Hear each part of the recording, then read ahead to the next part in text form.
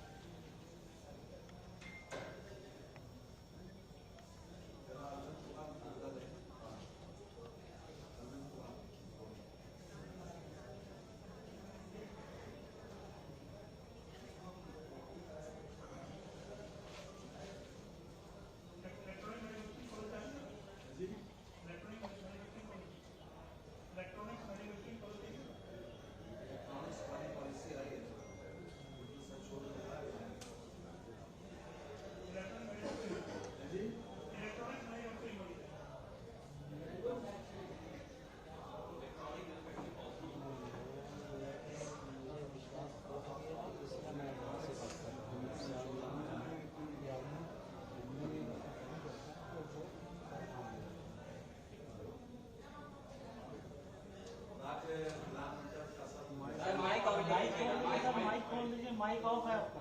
बस thank you. राज्य विधानमंडल दल का सत्र 5 तारीख से विंटर सेशन प्रारंभ होगा। 5 दिसंबर।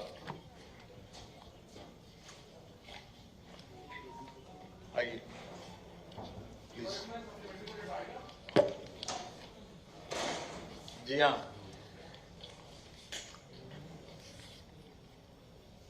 ये 5 तारीख से प्रारंभ होगा। हाँ जी, बस छोटा सत्र होगा।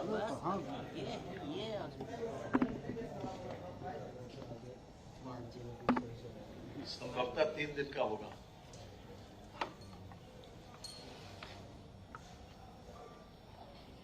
ये आज कुल मंत्रिपरिषद के समक्ष 24 प्रस्ताव आए हैं।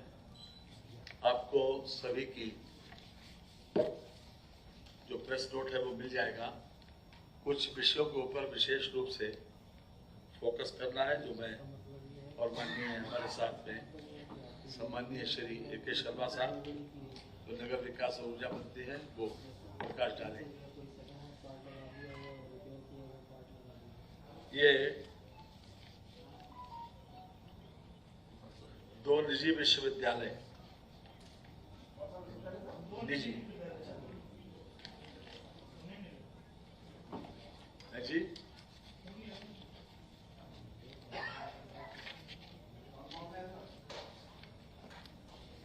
एक तो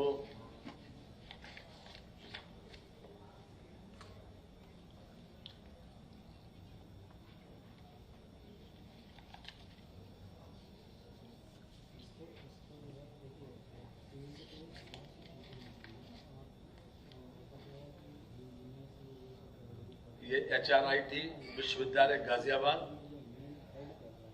उसके लिए एक आशय पत्र निर्गत किए जाने के संबंध में आज मंत्रिपरिषद ने अनुमति दे दी। और दूसरा है निजी विश्वविद्यालय अधिनियम के अंतर्गत महावीर यूनिवर्सिटी मेरठ, इसको भी आज आशय पत्र दिए जाने के लिए अनुमति दी गई। मेरठ, इसके अतिरिक्त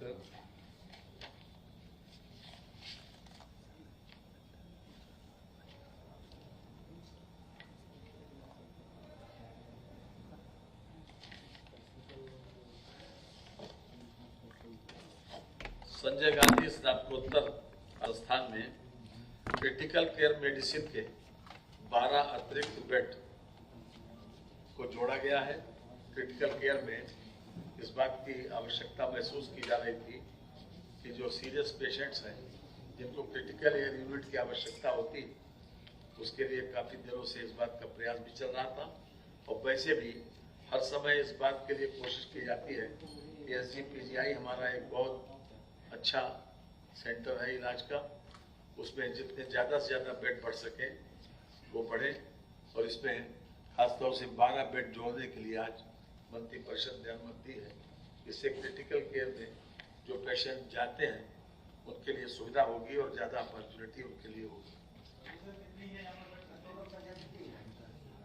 इसमें अभी बताए दे रहे हैं।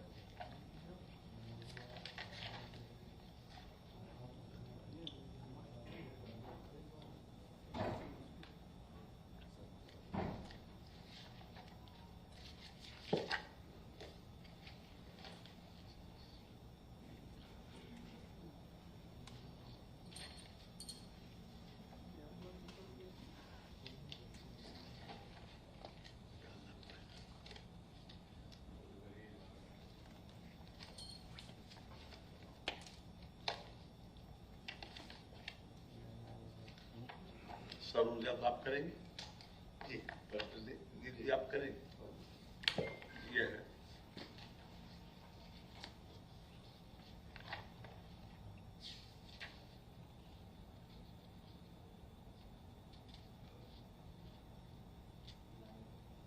वर्तमान में क्रिटिकल केयर मेडिसिन के 20 बेड क्रियाशील हैं, जिसके कारण मरीजों की भर्ती लंबे समय से प्रतीक्षा सूची में रहना पड़ता है। इसमें से 12 बेड और जोड़े गए।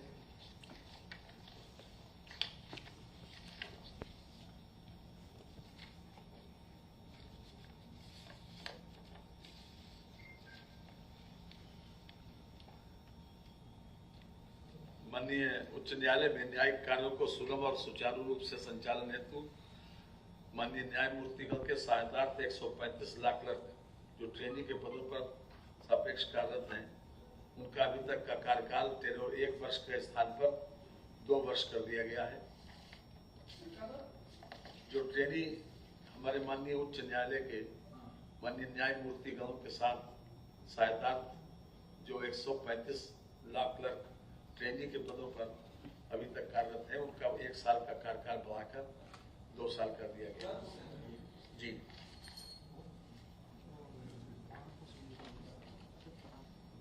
इसके अतिरिक्त कुमार जी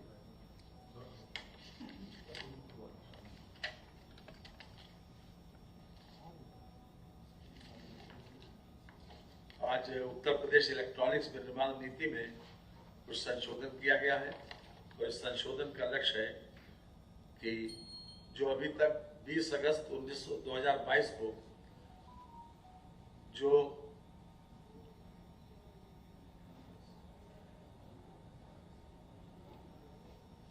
लक्ष्य था हमारा 40,000 करोड़ रुपए का निवेश आकर्षित करना, 3 इलेक्ट्रॉनिक्स विनिर्माण क्लस्टर्स EMC की स्थापना, राज्य में 3 उत्कृष्टता के केंद्रों को स्थापना किया जाना, घरेलू वैश्विक निवेशकों हेतु ESDS पार्क की स्थापना, फैब इकाइयों की स्थापना के माध्यम से सेमीकंडक्टर विनिर्माण में प्रवेश आकर्षित करना और लगभग 4 लाख रोजगार के अवसर प्रदान किया जाना।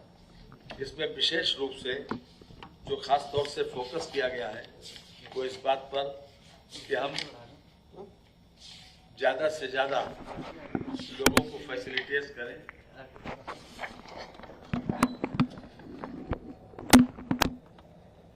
जो प्रोत्साहन बढ़ाए गए खास तौर से 200 करोड़ के स्थिर पूंजी निवेश पर 10 करोड़ की अधिकतम सीमा सहित 15% पूंजी अंश उपादान यानी सब्सिडी, 200 करोड़ से 1000 करोड़ रुपए के मध्य निवेश पर 150 करोड़ रुपए की अधिकतम सीमा सहित 15% पूंजी उपादान, 1000 करोड़ से अधिक निवेश पर तथा न्यूनतम 3000 व्यक्तियों हेतु रोजगार सृजन वाली इकाइयों को 1000 करोड़ रुपए से अधिक धनराशि पर 10% की दर से अतिरिक्त पूंजी उपादान, अधिकतम 150 करोड़ रुपया यानी कुल 250 करोड़ रुपया 5 वार्षिक किस्तों में। ये उन लोगों को जो लोग इन्वेस्टमेंट करेंगे उनको इस बात का देखते हैं कि कितना रोजगार सृजित होगा, उस आधार पर और इन्वेस्टमेंट के क्वांटम के आधार के ऊपर हमने सब्सिडी को बढ़ाई है और उसके तहत जो सुविधाएं इसके अतिरिक्त बढ़ाई गई हैं उसके बारे में भी हम जानकारी आपको दे दें कि अधिकतम 200 करोड़ रुपए तक के निवेश के लिए 5 वर्ष की अवधि के लिए 5% प्रतिवर्ष का ब्याज उपादान प्रति इकाई 1 करोड़ प्रतिवर्ष, स्टाम्प शुल्क छूट, भूमि उपादान, पेटेंट लागत प्रतिपूर्ति, विद्युत शुल्क में छूट, ESFC विकास और व्यक्तिगत इकाइयों के लिए भी प्रोत्साहन दिया जा रहा है। वैश्विक निवेशकों को प्रदेश में निवेश हेतु आकर्षित करने के उद्देश्य से FCI के 40% तक पुनर्निर्मित संयंत्र, मशीनरी और उपकरणों की अनुमति, भूमि, विद्युत, पानी, बुनियादी ढांचे, कैपिटल शेयरिंग, वित्तीय एवं गैर वित्तीय प्रोत्साहन आदि सहित FAB इकाइयों के लिए विशेष पैकेज पर विचार किया जा रहा है। नीति के अंतर्गत प्राविधानिक प्रोत्साहन भारत सरकार द्वारा प्रस्तावित PLI प्रोत्साहन को छोड़कर FCI के 100% तक होंगे तथा नीति के अंतर्गत दिए जाने वाले सभी प्रोत्साहन भारत सरकार द्वारा दिए जाने वाले प्रोत्साहनों के अतिरिक्त होंगे। यानी अभी तक जो गवर्नमेंट ऑफ इंडिया के द्वारा इसमें जो प्रोत्साहन दिया जा रहा है, हमारी उसके अतिरिक्त जो प्रोत्साहन है वो हमने आपके सामने उनका कुछ जिसको फोकस करना था वो हमने किया। जी,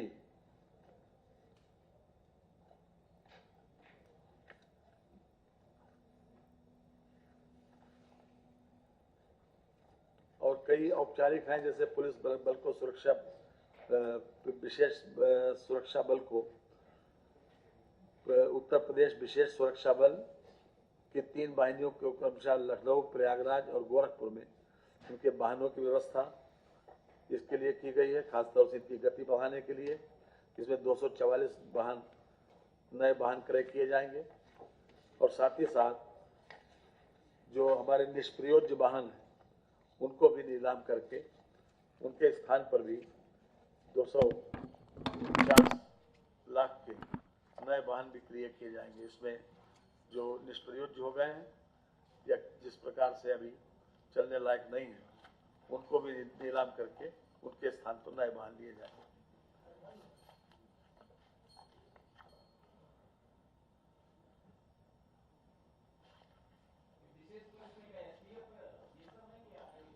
नहीं, जनरल ये भी पुलिस है, लोकल पुलिस भी और विशेष पुलिस बल भी, उनकी गति बढ़ाने के लिए खास तौर से। और एक बात विशेष रूप से अभी जो हमारा जो 112 का जो अभी टाइम हमारा 2016 में लगभग 1 घंटे का टाइम दिया जाता था, उसमें काफ़ी कुछ क्राइम को रोकने में भी दिक्कत होती थी और अब रिस्पांस टाइम 10 मिनट से भी कम रह गया, यानी 9.28 एवरेज है हमारा। उसमें भी और अधिक बेहतर तरीके से कम समय में रिस्पांस हो। जितनी जल्दी से जल्दी अगर 112 की गाड़ी पहुंच जाएगी तो हम समझते हैं कि उसको रोकने में भी मदद मिलेगी और इसके लिए विशेष व्यवस्था भी की जा रही है। गाड़ियों की क्वालिटी के ऊपर, गाड़ी को मेक के ऊपर भी ध्यान दिया गया है ताकि ऐसी गाड़ियां जो शहरों में आसानी से चल सके और जिसका मेंटेनेंस भी कम हो उनको परचेस किया जाएगा ताकि उनकी गति बढ़ सके और रिस्पांस टाइम को कम किया जा सके ताकि मौके पर आवश्यकता अनुसार कम से कम समय में पहुंचकर अपराध को रोका जा सके या उसको रिस्पांस किया जा सके। Thank you. मैं अब आपसे अनुरोध करूंगा, ये जो है आपको ऊर्जा विभाग का एक महत्वपूर्ण प्रस्ताव आज माननीय मंत्रिपरिषद ने माननीय मुख्यमंत्री जी के आशीर्वाद से मंजूर किया है।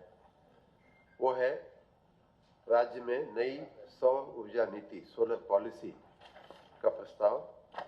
आपके संज्ञान में होगा कि उत्तर प्रदेश में 2017 में एक नीति सौर ऊर्जा की बनी थी, उसी को आगे बढ़ाते हुए और उसमें कुछ और चीजें जोड़ते हुए हमने नई नीति लाने का निर्णय लिया है। इस नीति के तहत हमने कहा है कि आने वाले 5 वर्षों में 22,000 मेगावाट सौर ऊर्जा का हम उत्पादन करेंगे। जिस 22,000 मेगावाट, जिसमें 14,000 मेगावाट सोलर पार्क और ऐसे ओपन एक्सेस के जरिए हम लेने का हमारा प्रयास है, जनरेट करने का प्रयास है।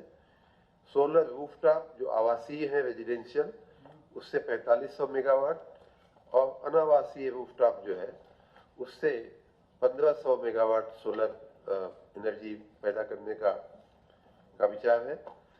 उसी तरह किसानों के खेतों में और किसानों का जो एग्रीकल्चर फीडर होता है उससे भी 2000 मेगावाट पैदा करने का हमारा लक्ष्य है। इसमें एक बहुत बड़ी बात ये सरकार ने मंजूर किया है कैबिनेट ने कि इस सोलर एनर्जी के जनरेशन के साथ साथ हम उसके स्टोरेज की भी व्यवस्था के लिए भी हम अपनी पॉलिसी में मदद देंगे। और आपको याद होगा तो इस तरह की व्यवस्था जो औद्योगिक विभाग जो औद्योगिक नीति लेकर के आया था तो उसमें भी ये व्यवस्था की गई थी कि जो पंप स्टोरेज के जो हमारे जो प्रोजेक्ट्स होंगे उनको इंडस्ट्रियल पॉलिसी, तो वही इंसेंटिव, सेम इंसेंटिव हम सोलर पॉलिसी में भी बिल करके इनको देंगे। उसी तरह जो पिछड़े इलाके हैं बुंदेलखंड और पूर्वांचल जैसे, वहाँ सोलर प्रोजेक्ट लगाने पर हम 20 किलोमीटर तक की ट्रांसमिशन लाइन बनाने का खर्चा भी हम सरकार देगी। उसमें आपके ध्यान में होगा ही कि छोटी छोटी जो इकाइयाँ होती हैं, जैसे 5 से 10 मेगावाट की जो इकाई होगी, 10 से 50 की होगी, अलग अलग स्लैब में हमने ये रखा हुआ है कितने किलोमीटर तक का हम उनको देंगे। 5 से 10 मेगावाट की होगी तो 10 किलोमीटर तक का बनाएंगे, 10 से 50 होगी तो 15 किलोमीटर, और 50 से अधिक मेगावाट की क्षमता का है तो 20 किलोमीटर तक की हम लगाएंगे। प्रति किलोमीटर लगभग 65 से 70 लाख रुपए का इसमें खर्च आता है। एक और नई बात जो इस नीति में हम लोगों ने कहा है वो ये है कि सोलर पार्क की स्थापना के लिए सरकारी भूमि अगर सार्वजनिक क्षेत्र का उपक्रम है तो उसको 1 रुपया प्रति एकड़ की दर से हम लीज पे देंगे। मतलब मुफ्त एक तरह से सोलर पार्क के लिए हम जमीन देंगे। अगर ये प्राइवेट प्रोजेक्ट है तो उनके लिए हमने कहा है कि 15,000 रुपये प्रति एकड़ की दर से हम लीज पे उनको देंगे।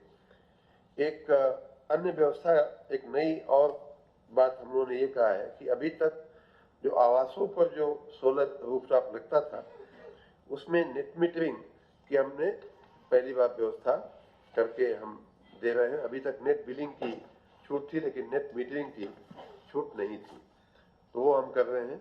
जो अनावासीय भवन है, जहां आवास के अलावा जो बिल्डिंगें हैं, उनमें हमने ये कहा है कि जो नॉन कमर्शियल है उस पे जैसे कि शैक्षणिक संस्थाएं हैं उनको हम इस पॉलिसी के तहत हम लाभ देंगे और उसमें हमने 1500 मेगावाट विद्युत उत्पादन का लक्ष्य रखा है और इसमें भी हम नेट मीटरिंग की सुविधा देंगे जो पहले नहीं थी।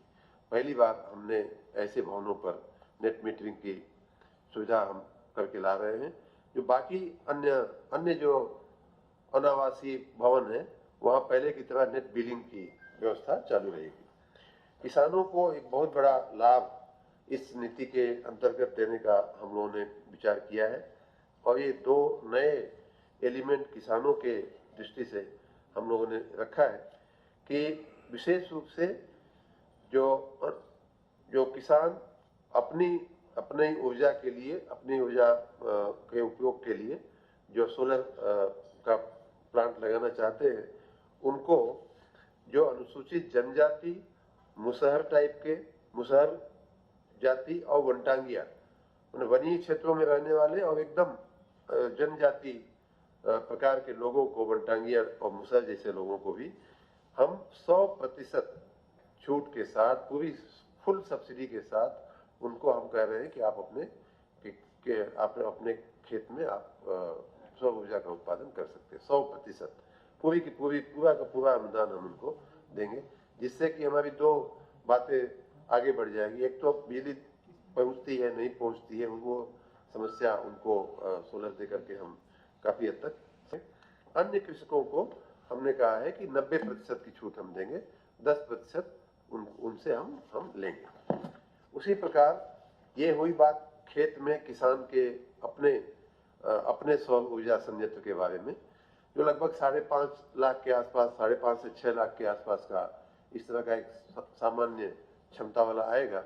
उसमें से जनजाति, वनटांगिया, मुसहर के लिए 100% छूट और अन्य किसानों के लिए 90% छूट। दूसरी योजना है कि हम जो फीडर होता है एग्रीकल्चर का उसको सोलराइज करने का हम भारत सरकार की योजना है, उसमें हम और आगे बढ़ते हुए भारत सरकार ने ये कहा है कि 1,05,00,000 रुपया प्रति मेगावाट की दर से अगर ऐसा कोई प्रोजेक्ट आता है जिसमें एग्रीकल्चर फीडर में वो फीड करके और बिजली देना चाहते हैं, तो उनको 1,05,00,000 रुपया प्रति मेगावाट की दर से सब्सिडी है।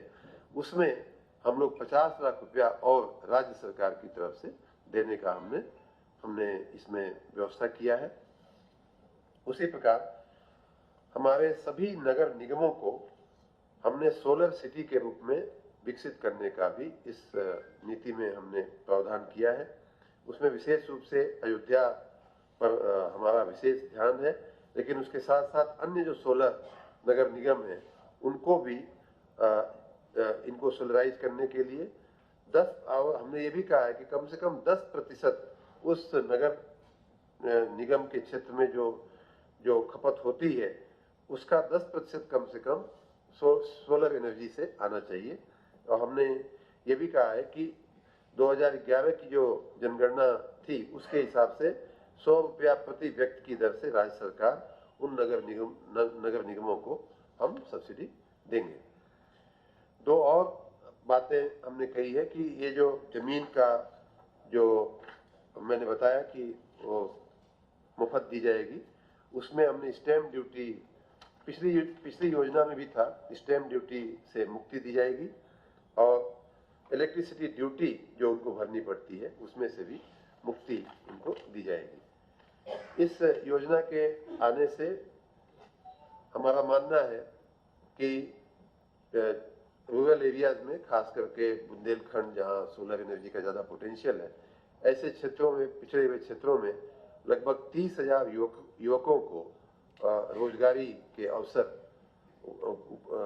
उपस्थित होंगे और इन युवकों को हम लोग विशेष रूप से सूर्य मित्र का नाम देते हुए उनको रोजगारी मिले, इस प्रकार हम इस पूरी योजना को प्रोत्साहित करेंगे।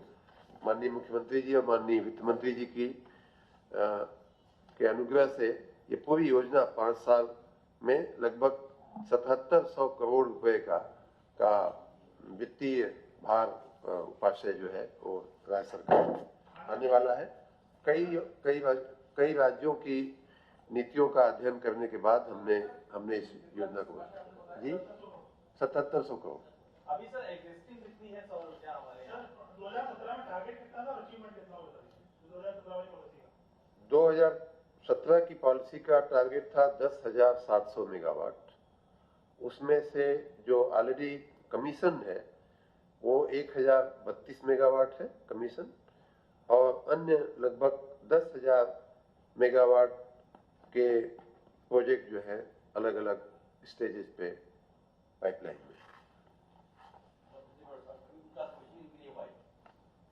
में है, कमीशनिंग होगी, आने वाले दिनों में होगी। अगला विषय है पर्यटन नीति का। इसका प्रेस नोट आप लोगों को सोलर एनर्जी वाला आपके पास पहुंच जाएगा। पर्यटन नीति 2022 आज माननीय मंत्रिपरिषद ने मंजूर किया है। इस नीति की जो स्ट्रेटजी है वो ये है कि जहां कम विकसित क्षेत्र हमारे हैं उन पर भी हम फोकस करके टूरिज्म का डेवलपमेंट करें और निवेश को कैसे हम प्रोत्साहित करें। इस पर्यटन के क्षेत्र में, पर्यटन एक ऐसा क्षेत्र है जहां रोजगारी पैदा करने का बहुत पोटेंशियल होता है, तो उसको देखते हुए इस पे काफी इस नई नीति में हम फोकस लेकर के आ रहे हैं। उत्तर प्रदेश में बहुत ज़्यादा पोटेंशियल है पर्यटन का, उन सारे पोटेंशियल्स को कैसे हम एक्सप्लॉइट करें और कैसे हम उसको हर तरह के जो पोटेंशियल हैं उनका कैसे हम उपयोग करें, इन सारी बातों को मद्देनजर रखते हुए एक नई नीति की रचना की गई है। उसे आज माननीय मंत्रिपरिषद ने मंजूर किया है। उसमें विशेष रूप से कुछ पर्यटन की गतिविधियों को जिनमें से कई अभी तक पर्यटन की व्याख्या में नहीं आती थी, उनमें जैसे budget hotel, heritage hotel, star hotel, heritage home stay, कई जगह हेरिटेज टाइप के लोग होते हैं जो के भवन या कुटिया होती हैं जहाँ लोगों को रोका जा सकता है, ऐसी चीज़ों को, इको टूरिज्म की इकाइयाँ, कारवां टूरिज्म की यूनिट्स, प्रदर्शनी, कॉन्फ्रेंस जो कन्वेंशन होते हैं उनको, फिर पिलग्रिम डॉर्मेटरीज होती हैं, पिलग्रिम्स के रुकने के लिए कई जगह व्यवस्थाएं होती हैं, धर्मशालाएं होती हैं, रिसॉर्ट्स, कुछ प्रकार के जो रिसॉर्ट्स हैं उनकी भी, वो भी अभी व्याख्या में नहीं आते, वेलनेस रिसॉर्ट जैसे हैं, ऑल वेदर सीजनल कैंप्स हैं, जलाशय, झील के प्रकार के हैं, वेलनेस टूरिज्म है, एडवेंचर टूरिज्म है। इनमें से कई ऐसी एक्टिविटीज थी जो अभी भी इसमें नहीं आती थी। उन सबको इस प्रकार की 22 एक्टिविटीज को हमने इसमें लाने का प्रावधान किया गया है। नए पर्यटन गंतव्यों का भी, डेस्टिनेशंस का भी विकास किया जाएगा, जिसमें रामायण सर्किट, अयोध्या, चित्रकूट, श्रृंगवेरपुर, महावीरन, बिठूर, उसी तरह कृष्ण और ब्रिज सर्किट, मथुरा, वृंदावन, गोवर्धन, गोकुल, बरसाना, नंदगांव, बलदेव से लेकर के अन्य जगहों तक जाएगा। बुद्धिस्ट सर्किट उसी प्रकार से Kapilavastu, Sarnath, Kushinagar, Kaushambi, Shravasti, Sankisa, Atranji, Ramgram, Ahichhatra, wild life tourism और इको टूरिज्म को एक साथ रखते हुए इसमें भी काफी वाइल्ड लाइफ टूरिज्म और इको टूरिज्म को भी एक साथ लेते हुए उसमें सेंचुरी और फॉरेस्ट रिजर्व टाइप की जो हमारी नेचुरल जो हमारी क्षमताएं हैं उनको विकसित करते हुए वाइल्ड लाइफ और इको टूरिज्म को बढ़ावा देने की बात की गई है। बुंदेलखंड सर्किट, जिसमें चरखारी, चित्रकूट, कालिंजर, झांसी, देवगढ़, ललितपुर, बांदा, महोबा, हमीरपुर, जालौन, महाभारत सर्किट की परिकल्पना की गई है, जिसमें हस्तिनापुर, काम्पिल्य, ऐछत्र, बरनावा, मथुरा, कौशाम्बी, गोंडा, लाक्षागृह, ये सब स्थानों को समेटते हुए महाभारत सर्किट। शक्तिपीठ सर्किट की भी परिकल्पना है, विंध्यवासिनी देवी, अष्टभुजा, काली खो, मतलब जो विंध्याचल का जो क्षेत्र है वहाँ से लेते हुए देवी पाटन, नैमिषारण्य, माँ ललिता देवी, फिर ज्वाला देवी, शाकुंभरी देवी सहारनपुर तक, शिवानी देवी चित्रकूट, ये सारी जो शक्तिपीठ हमारे हैं राज्य के, उनको आच्छादित करते हुए शीतला माता स्थल जो हमारे मऊ जिले का, मऊ प्रॉपर का प्रसिद्ध स्थान है, उसको भी इसमें स्थान दिया गया है। आध्यात्मिक सर्किट उसी तरह से गोरखपुर, बलरामपुर से शुरू होते हुए गौरिया, मथुरा, संत रविदास स्थल, माँ परमेश्वरी देवी आजमगढ़ की हैं, भृगु आश्रम बलिया का है, बटेश्वर है आगरा का, आप सबके ध्यान में होगा, शामली तक, शाहजहांपुर माननीय जी का जो क्षेत्र है, हनुमान धाम माननीय जी के प्रयास से बहुत अच्छा बना है। इन सब को लेते हुए आध्यात्मिक सर्किट विकसित करने की बात है। सूफी कबीर सर्किट भी विकसित करने का विचार है, जो अमेठी, मगहर, संत कबीर नगर से लेकर के बनारस के लहरतारा जो कबीर जी का कर्म भूमि रही है वहाँ तक ले जाने का इसमें प्रस्ताव है। जैन सर्किट उसी तरह से है, देवगढ़, हस्तिनापुर से लेकर के ऐछत्र, पार्श्वनाथ, दिगंबर जैन मंदिर, रामनगर तक जाने का। क्राफ्ट सर्किट ये एक बड़ा नवीन इनोवेटिव आइडिया है, जिसमें आपको मालूम क्राफ्ट हैंडीक्राफ्ट का जो होता है, आपको मालूम है कि अपने राज्य में अनेक जिलों में, अनेक जगहों पे क्राफ्ट, हैंडीक्राफ्ट का बहुत पोटेंशियल है और बहुत जगह काम होता भी है। कहीं मार्बल पे इनले का जो अंदर उसमें करके बनाते हैं, मार्बल इनले से लेकर के ग्लास, पीतल, हथकरघा, पॉटरी, मतलब बर्तन का जो काम होता है, पत्थर का काम होता है, कालीन का काम होता है, टेराकोटा का काम होता है। उनमें से बहुत सारे जो है ओपी में भी आते हैं। इन सारे क्राफ्ट को करते हुए भी एक टूरिज्म को बढ़ावा देने की बात की गई है। स्वतंत्रता संग्राम सर्किट का भी एक विचार है।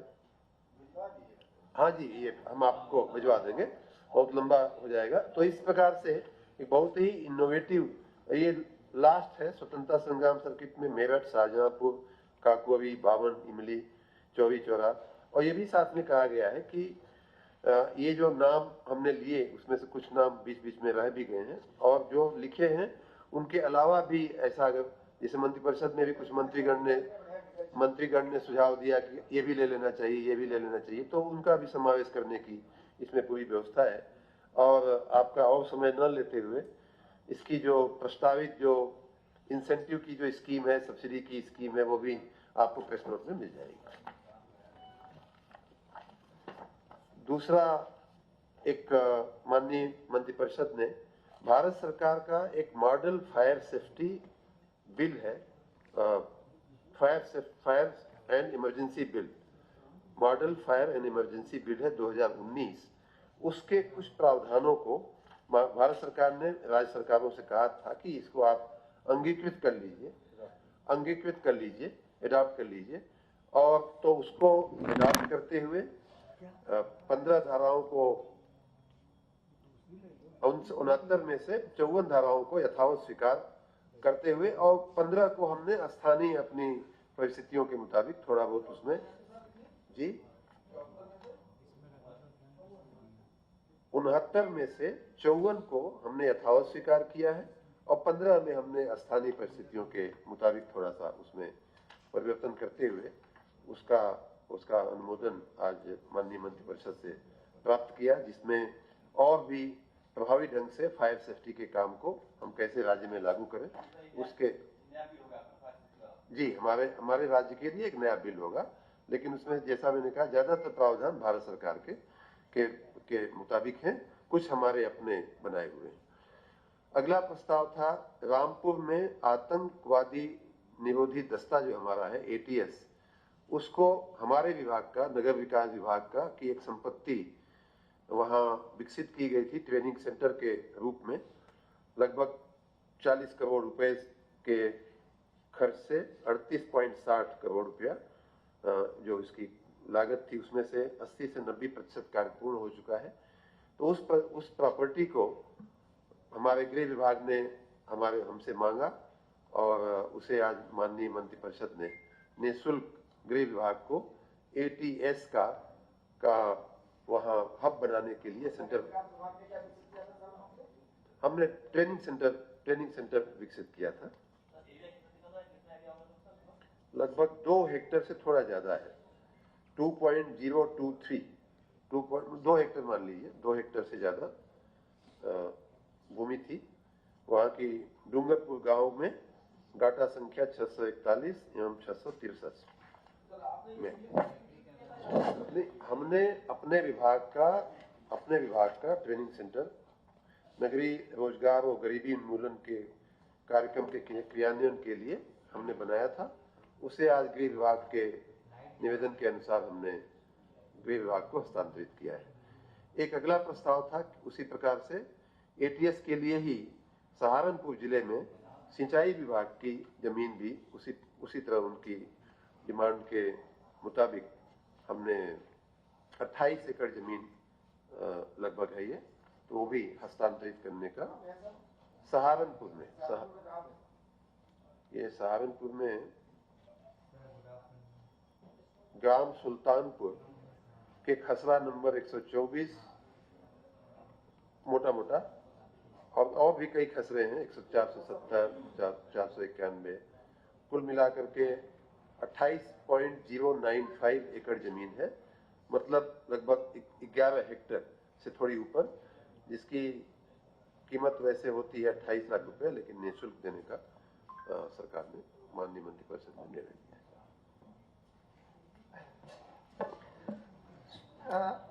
IT विभाग की 2 पॉलिसीज आई थी। एक तो इलेक्ट्रॉनिक मैन्युफैक्चरिंग पॉलिसी के बारे में माननीय मंत्री जी ने बता दिया है। दूसरी पॉलिसी IT पॉलिसी है।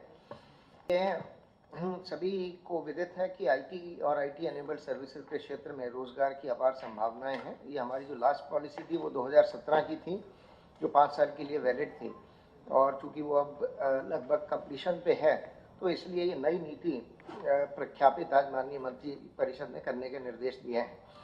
इसमें जो सेलियंट फीचर्स हैं वो ये है कि जो बीजेपी का मैनिफेस्टो था उसमें ये एक प्रॉमिस था कि हम संभाग स्तर पर IT पार्कों का विकास करेंगे। तो आज ये जो पॉलिसी ले डाउन हो रही है उसमें हर डिवीज़न में कम से कम एक IT पार्क प्राइवेट क्षेत्र के सहयोग से बनाए जाने की बात है। उसमें हमने जो प्रोविज़न किया वो कैपिटल सब्सिडी हम देंगे 25% तक up to maximum of 20 crore और 100% स्टैम्प ड्यूटी एग्जम्पशन देंगे। तो अब निजी क्षेत्र के निवेशक जो है वो IT पार्क की स्थापना कर सकते हैं। हर डिवीज़न में कम से कम एक का लक्ष्य नीति निर्धारित कर रही है। दूसरा, IT सिटी के लिए एक परिकल्पना की गई है, जैसे कि आपने लखनऊ में एक IT city already HCL IT city के रूप में देखा है। तो नीति में ये भी प्राविधान है कि हर रीजन में पूर्वांचल, पश्चिमांचल, मध्यांचल और बुंदेलखंड में कम से कम एक IT सिटी जो है वो हम लोग विकसित करेंगे और उसमें हम कैपिटल सब्सिडी जो दे रहे हैं 25% up to maximum of 100 crore. तो इतने सीमा तक हम IT सिटी ये निजी निवेशक के लिए होगा जो आय विकसित करें और कैपिटल सब्सिडी और कुछ अन्य उसमें इंसेंटिव्स भी हैं जो नीति में प्रख्यापित हैं और इसमें केस टू केस बेसिस पे भी इंसेंटिव देने की व्यवस्था है कि अगर निवेशक आता है और उसकी स्पेसिफिक रिक्वायरमेंट्स के हिसाब से कोई हमें कस्टम मेड पैकेज देना होगा तो वो भी हम दे सकते हैं। तो ये दो महत्वपूर्ण चीज़ें हैं IT के पूरे उत्तर प्रदेश में विकास के लिए, जो कि अभी तक नोएडा, गाजियाबाद वगैरह तक ज़्यादा सीमित था, लेकिन इसको पूरे उत्तर प्रदेश में लाने के लिए ये इंसेंटिव्स प्रोवाइड फॉर किए गए हैं। तीसरा इसमें है कि 3 सेंटर ऑफ एक्सीलेंसेस भी हम इसमें विकसित करेंगे, जिसमें 10 करोड़ तक की सहायता हमने प्रोवाइड फॉर किया है। IT के क्षेत्र में रिसर्च एंड डेवलपमेंट और डिज़ाइन की बहुत स्कोप है, तो उसमें भी independent stand alone R&D units के लिए भी हम 5 करोड़ तक का सीमा तक अनुदान देने के लिए हमने व्यवस्था करी है। उत्तर प्रदेश के जो युवा हैं वो आकर्षित हों और वो अभी उनको चूँकि बाहर जा कर के रिक्रूटमेंट सीख करना पड़ता है, तो यहाँ जो IT की इकाइयाँ हैं वो अगर उत्तर प्रदेश के युवकों को रोजगार देती हैं, उनके लिए एक रिक्रूटमेंट असिस्टेंस वन टाइम की इसमें व्यवस्था की जा रही है।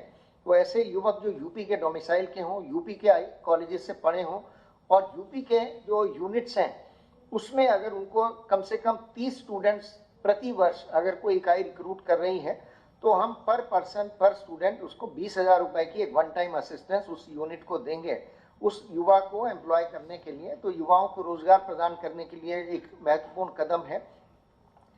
दूसरा, इसमें नए नए टेक्नोलॉजीज एमर्ज हो रही हैं IT के क्षेत्र में। तो एमर्जिंग टेक्नोलॉजीज में जो स्टूडेंट्स को या एम्प्लॉयज़ को अपनी नॉलेज को या स्किल को अपग्रेड करने की आवश्यकता रहती है, वो उनको कोर्स करने पड़ते हैं। कोर्स के लिए कई बार उनके पास में आर्थिक स्थिति ऐसी नहीं होती कि वो उस कोर्स को कर लें। तो ये नीति ये भी व्यवस्था कर रही है कि स्किल डेवलपमेंट के लिए हम कोर्सेज सेलेक्ट करेंगे कि किसमें हमारे को ये देना है। हम इंस्टीट्यूशन सेलेक्ट करेंगे, ये ऑनलाइन भी हो सकते हैं, ऑफलाइन भी कोर्सेज हो सकते हैं, और उसमें कोर्स की कॉस्ट के 50% अप टू मैक्सिमम ऑफ 50,000 तक वो हम ये जो कमेटी की रिकमेंडेशन के आधार पर हम स्किल डेवलपमेंट के लिए भी और कोर्सेज करने के लिए भी ये सुविधा देंगे छात्रों को, जिससे कि वो अपना स्किल अपग्रेड करके और हाई एंड जॉब्स में जा सकें। ये IT यूनिट्स की एक खासियत है कि इसमें केपेक्स कम रहता है, कैपिटल एक्सपेंडिचर कम रहता है, ऑपरेटिंग एक्सपेंडिचर ज़्यादा रहता है। तो ये पिछली पॉलिसी में केपेक्स के अलावा ओपेक्स को इंसेंटिवाइज करने की व्यवस्था नहीं थी। अब हमने इसमें ये कहा है कि 10% तक हम ऑपरेशनल कॉस्ट भी बियर करेंगे। उसमें हमने 10% के ऊपर प्रति वर्ष 20 करोड़ की सीमा रखी है कि 20 करोड़ की सीमा तक हम ओपेक्स देंगे। इसमें हमने ये भी कहा है कि जो ओपेक्स में कौन कौन से इंक्लूड होंगे, इसमें चूंकि ये इकाइयाँ IT इकाइयाँ जनरली किराए की बिल्डिंग्स में चलती हैं, तो आपके किराए को भी उसमें शामिल किया जाएगा ओपेक्स में, आपके बिजली के बिल को भी उसमें शामिल कर लिया जाएगा। आप अगर यूपी के डेटा सेंटर में, जो यूपी में डेटा सेंटर अगर एस्टेब्लिश हो रहा है, उसमें अगर आप डेटा स्टोर करते हैं तो उसको भी हम कैपेक्स में जोड़ने की अनुमति देते हैं। तो इससे यूपी में जो डेटा सेंटर स्थापित कर रहा है उसको भी एक इंसेंटिवाइजेशन मिल जाता है कि उसकी ओपेक्स की कॉस्ट जो है, चूँकि IT यूनिट्स को रिम्बर्स होगी टू द एक्सटेंट ऑफ 10%, तो डेटा सेंटर्स को भी इससे प्रमोशन मिलेगी। तो ओपेक्स को भी IT पॉलिसी इंसेंटिवाइज कर रही है। इसके अलावा क्योंकि इसमें महिलाओं की, SC/ST युवाओं की, ट्रांसजेंडर्स की और दिव्यांगजन की भी एम्प्लॉयमेंट की काफ़ी पोटेंशियल है, तो इसलिए EPF रीइंबर्समेंट जो है वो नीति में ये परमिसिबल किया गया है। इसमें महिलाओं को अगर आप एम्प्लॉय कर रहे हैं, SC/ST के युवाओं को कर रहे हैं, ट्रांसजेंडर्स को कर रहे हैं और दिव्यांगजन को कर रहे हैं, तो आपको EPF रीइंबर्समेंट की व्यवस्था इसमें हमने करी है। इसमें इस बार एक्सपेंशन यूनिट्स को भी हमने इंक्लूड कर लिया है। तो नई इकाइयों के साथ साथ अगर आप एक्सपेंड कर रहे हैं और उसमें हमने रख दिया कि मिनिमम आपको इतने एम्प्लॉयज या इतना आपको निवेश करना पड़ेगा, तो वो भी नीति अलाउ कर रही है। और इसमें वर्क फ्रॉम होम की भी सुविधा दी गई है, बिकॉज IT इकाइयाँ जनरली वर्क फ्रॉम होम भी अलाउ करती हैं, तो वो भी इसमें आ रहा है। एक चीज़ जो इसमें और आज माननीय मंत्रिपरिषद ने आदेशित किया है वो ये कि जो ताज ट्रेपीजियम जोन है, क्योंकि वहाँ पे बाकी जो मैन्युफैक्चरिंग और इंडस्ट्रियल एक्टिविटीज़ हैं उसके ऊपर रेस्ट्रिक्शंस हैं। IT एक साफ सुथरी इंडस्ट्री है और पॉल्यूटिंग नहीं है, तो IT को विशेष तौर से TTZ जोन के लिए हमें प्रमोट करना है और उसको बुंदेलखंड और पूर्वांचल के समकक्ष हम इंसेंटिव्स देंगे। तो ये मोटे तौर से IT नीति में व्यवस्था इसमें की गई है और हमें उम्मीद है कि इससे एक अच्छा IT के क्षेत्र में उत्तर प्रदेश उभर करके सामने आएगा। बहुत बहुत धन्यवाद।